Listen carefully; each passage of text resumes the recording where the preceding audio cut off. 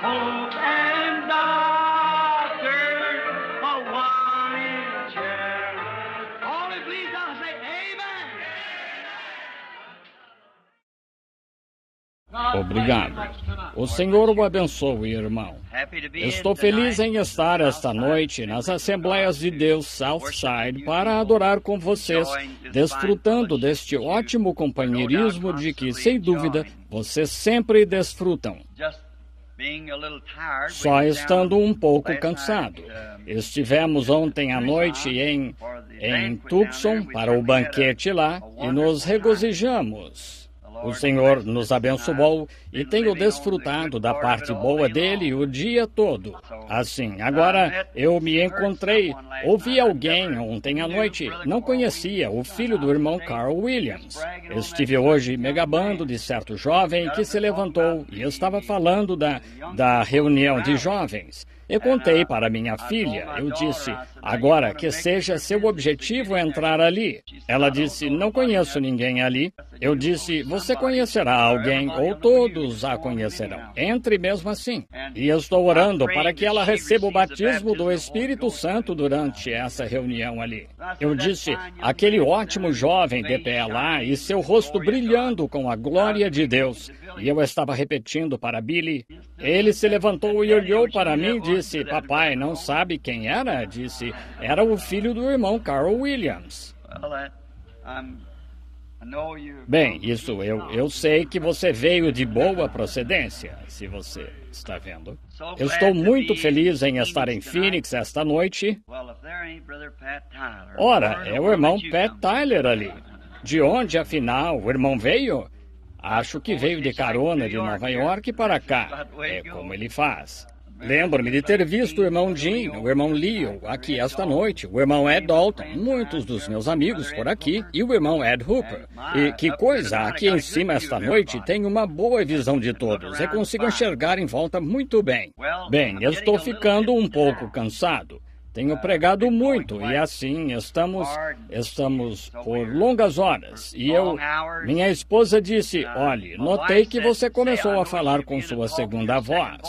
Eu disse, desta vez tive de recorrer a ela. Às vezes, quando falo, eu baixo, falo do fundo da garganta. Então, essa parte fica dolorida e cansada, eu uso a parte de cima e falo daí, assim. Temos de aprender todo tipo de coisas quando estamos trabalhando para o Senhor, não é? Quando nos cansamos. E que coisa, espero que todos estes sejam ministros aqui atrás. Se forem, ora, estamos em boas mãos esta noite. Um grupo tão bom de homens sentados juntos.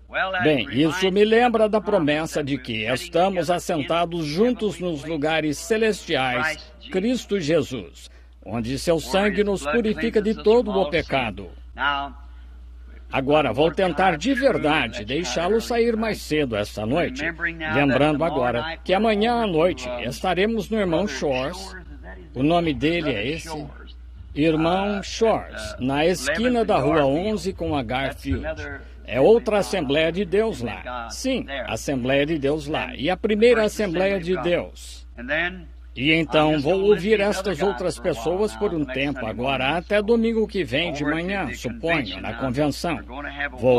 Teremos grande proveito. Sinto que aproveitaremos muito. E meu propósito em estar aqui é como o de um rebatedor substituto. Vocês sabem, andar por aí ajudando em todo lugar e ter um pouco de companheirismo com os irmãos. E ter uma noite aqui e ali para nos familiarizarmos. E talvez um pouco do espírito de reavivamento comece a tocar as pessoas. E então fazer com que isso leve, no que pudermos, até isso. E então o grande clímax. E acho que o irmão Oral Roberts é a pessoa que trará o clímax desta vez no banquete segunda-feira que vem à noite. E sei que esperamos um grande momento e pelo resto da semana. Assim, orem por nós agora e saiam pelas ruas, pelos atalhos e caminhos. E peçam a eles? Não, forcem-nos. Forcem-nos a entrar, pois seria um momento maravilhoso, Phoenix, receber sua grande visitação que vocês... E sei que Deus quer, quando estivermos prontos. Sim, Senhor. quando estivermos prontos. É para isso que esses reavivamentos são para tentar cumprir condições e receber oração e nos preparar para que aconteça. Agora, antes de abordarmos a palavra, falemos com o autor, enquanto inclinamos a cabeça em oração. Agora, de cabeça e coração inclinados a Deus, tenho certeza que numa audiência deste tamanho haverá muitos pedidos. E se você tem um e gostaria de ser lembrado diante de Deus, levante a mão e com isso diga: Senhor, lembra-te de mim. Nosso Pai Celestial, Tu sabes o que está por trás de cada uma dessas mãos. Tu sabes o que lhes passou pela mente, e Tu és mais do que suficiente para responder cada pedido. E rogamos que concedas, Senhor. Pedimos que Teu favor sorria sobre nós essa noite na forma do derramamento do Espírito Santo sobre nós. E lembrando, Senhor, que amanhã à noite na primeira Assembleia de Deus, que Tu derrames Tuas bênçãos de novo sobre nós. E então, no encerramento da semana, ó Deus, que haja literalmente centenas de salvos. Concede, Senhor, que haja tal derramamento do Espírito, que os jornais não possam mais se calar, mas tenham de divulgar ao público o que está sendo feito.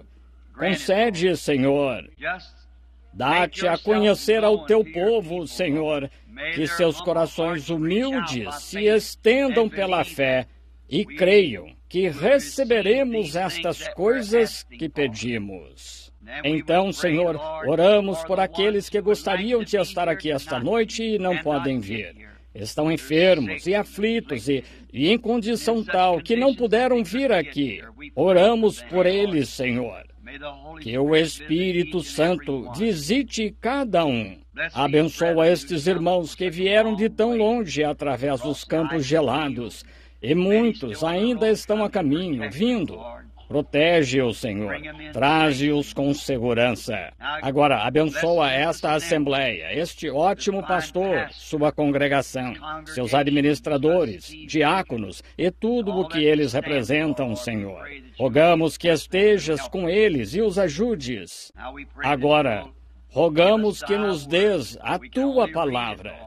Só podemos lê-la, Senhor, e ler o texto. Tu tens de fornecer o contexto. E estamos esperando em Ti. Em nome de Jesus Cristo. Amém.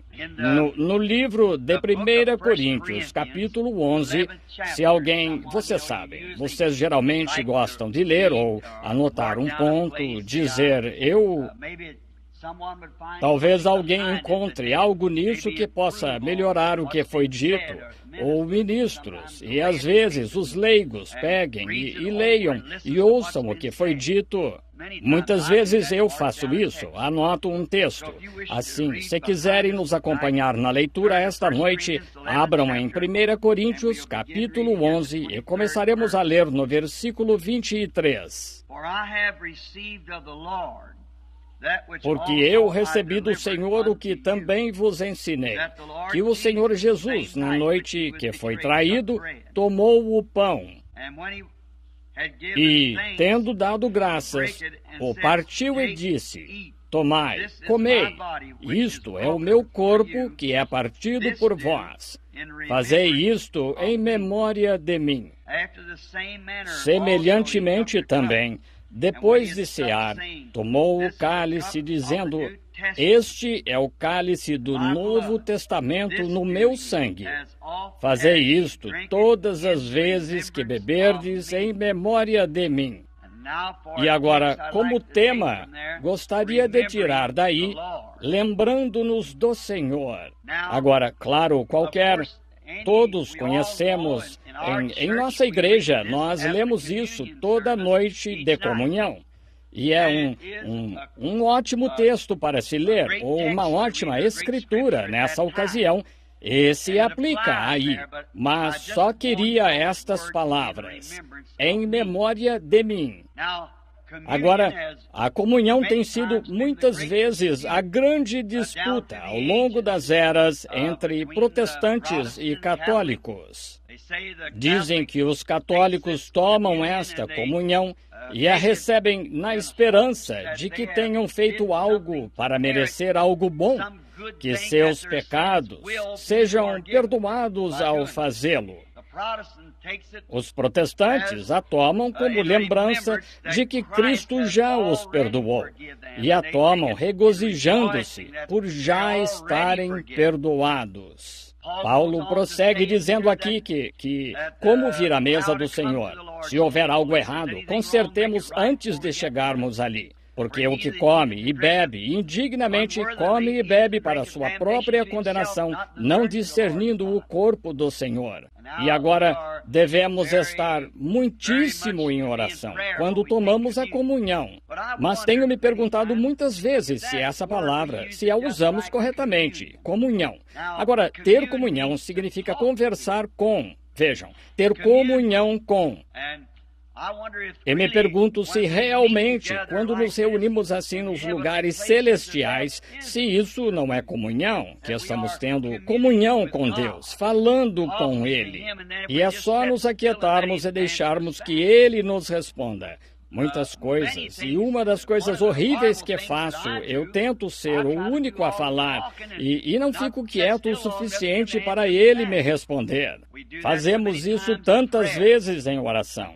Acho que se tirarmos do coração o que está nele e nos expressarmos ao Senhor Jesus, e então apenas nos ajoelharmos e nos aquietarmos um pouco e vermos o que Ele nos responde, entendem? E às vezes faço isso, e toda a minha opinião mudou. Vejam, eu ia lhe pedir algo. Agora, Senhor, estas pessoas realmente, elas têm algo. Eu creio que elas querem que eu vá até lá. E começava a orar, e de repente eu ficava satisfeito de que essa era a vontade do Senhor. Mas depois de orar, se eu só demorava um pouco, vejam, então, às vezes mudava por completo, era enviado a outro lugar. Apenas tenha comunhão com o Senhor. Oh, que glorioso companheirismo! Só se ajoelhar e conversar e ter comunhão e esperar que Ele responda.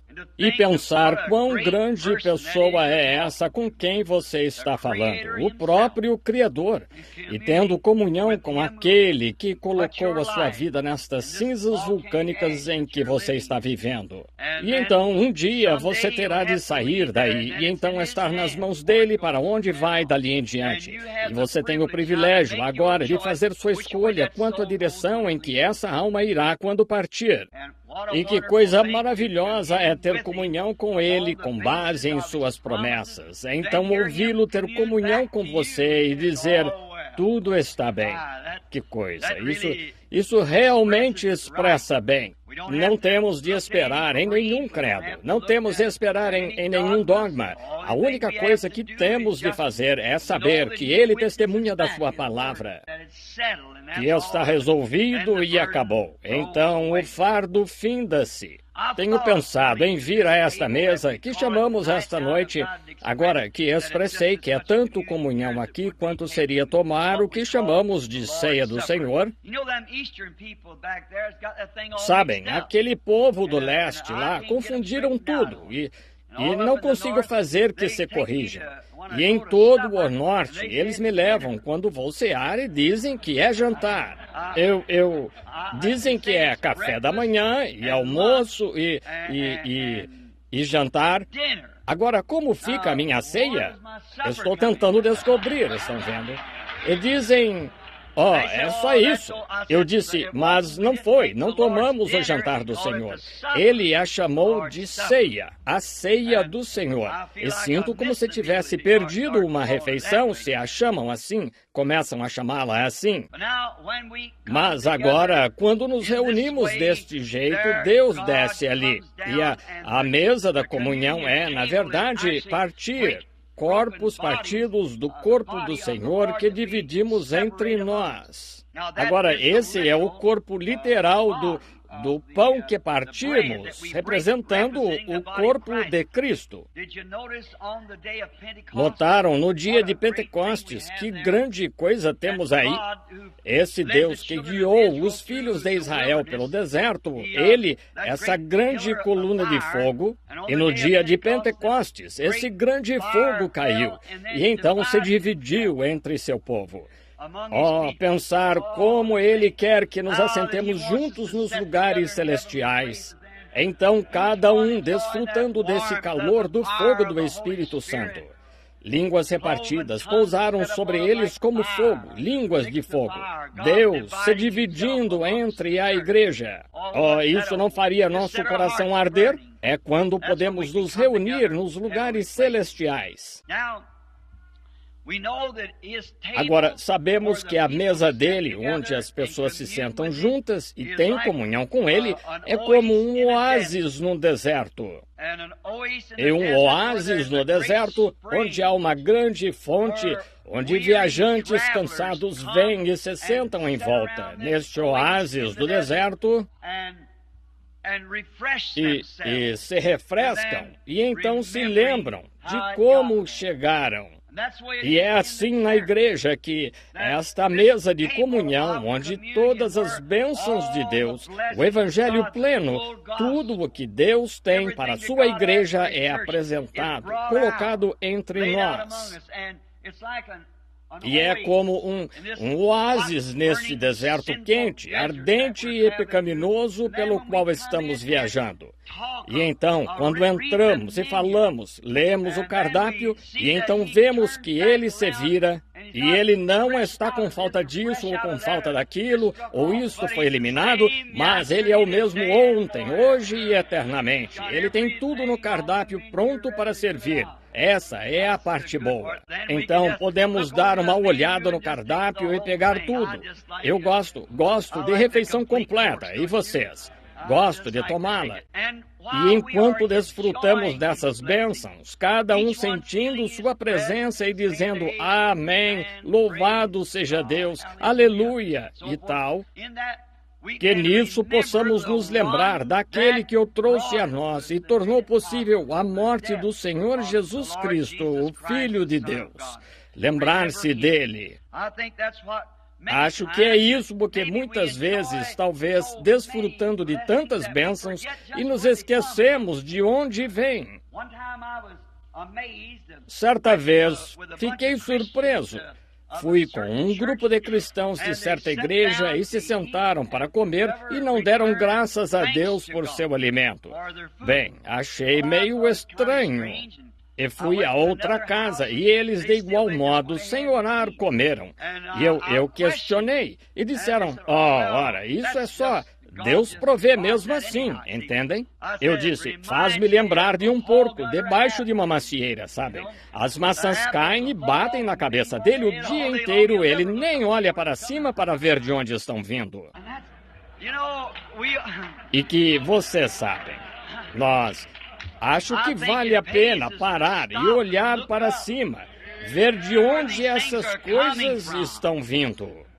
Oh, quão glorioso é nos lembrarmos de nosso Senhor, nos lembrarmos de tudo o que Ele fez por nós e nos lembrarmos de que nenhum outro poderia tornar isso possível. Não há nada que poderia tornar isso possível, exceto nosso Senhor. E Ele o fez tão livremente, quando não havia pessoa digna, não havia profeta, não havia sábio, nem potentado, nem monarca, nem rei. Ninguém poderia fazê-lo, exceto o próprio Senhor Jesus, e Ele tão prontamente o fez por nós. Lembremos, Ele o fez por seus filhos ao longo do tempo. Agora, vamos falar um pouco sobre algo de que alguém teria de se lembrar.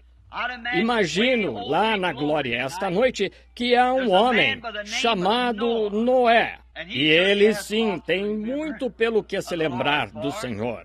Pois no tempo em que Deus ia destruir toda a maldade da face da terra, Deus se lembrou de Noé. E Noé se lembra de como ele escapou da ira de Deus pela misericórdia de Deus. como as grandes águas começaram a correr pelas ruas e os ventos uivavam e as rochas caíam das montanhas. E que tempestade terrível! Casas caíram e as fontes se romperam.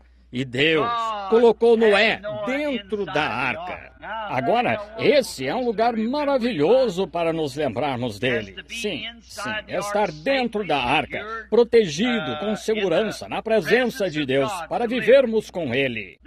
Então, poderíamos chamar outro grupo de pessoas, ou pelo menos eu diria 3, e chamavam-se Sadraque, Mesaque e Abednego. Como eles ficaram firmes com Deus, lembrando-se de que Ele cumpre a sua promessa.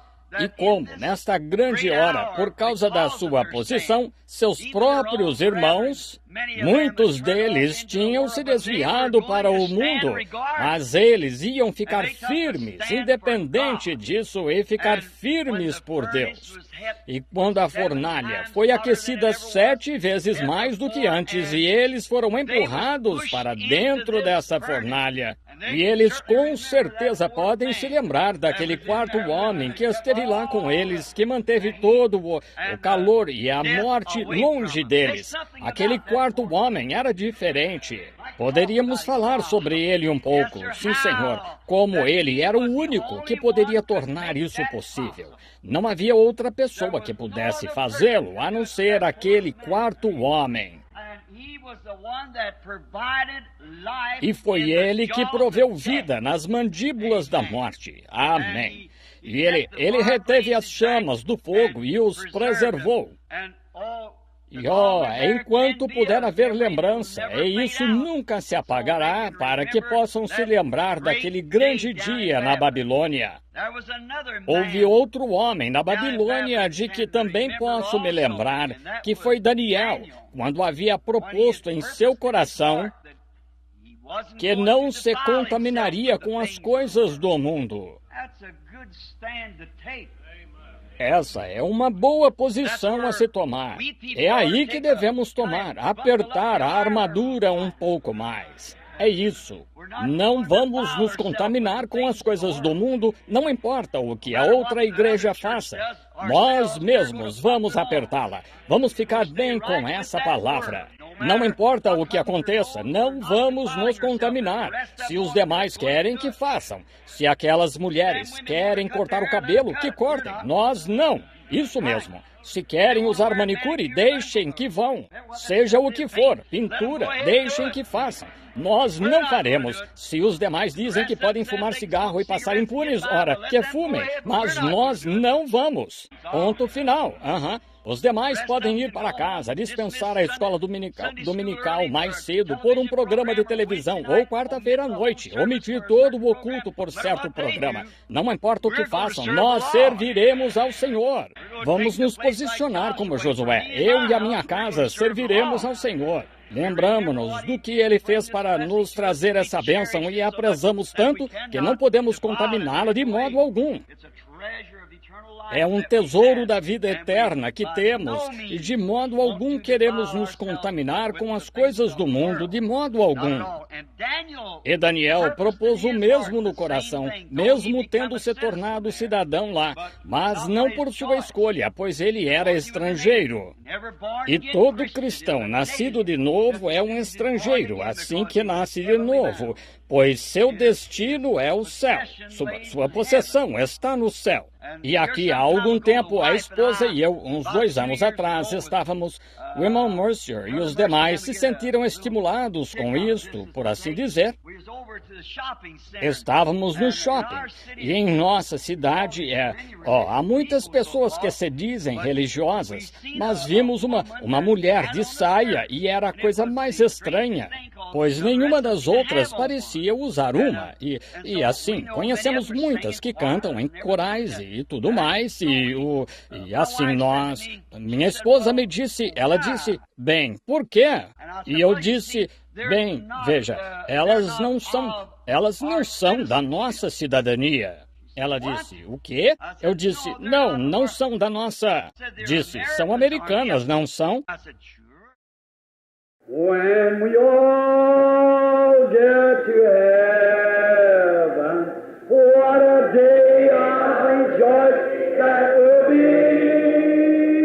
When we all see Jesus, we'll sing and shout the victory. When we all get to heaven,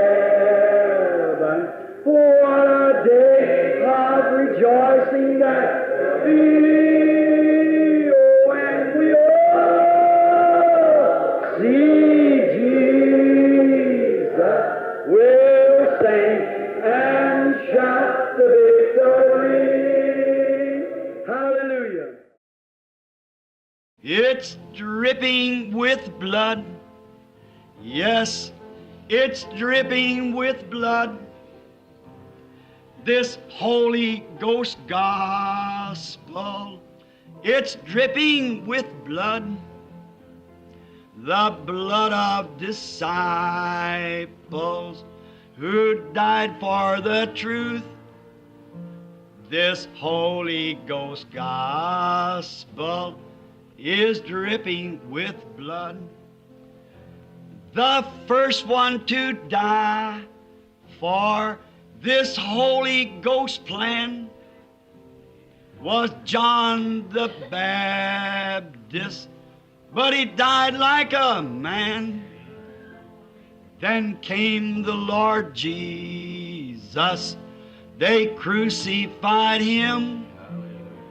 He preached that the Spirit would save man from sin.